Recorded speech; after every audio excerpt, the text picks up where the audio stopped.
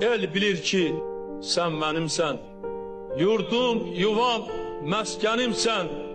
Anam, doğma vatanımsen.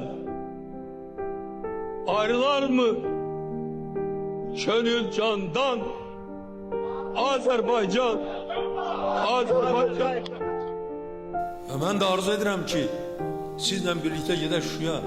Gideceğiz. Buna inanın ki gideceğiz. Ben atamın inamını doğrulttum.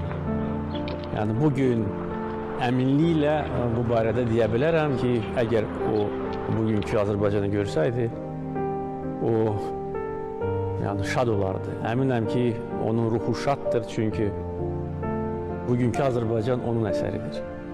Xoşbəxt adamam ki, ata vəsiyyətini yerinə yetirdi.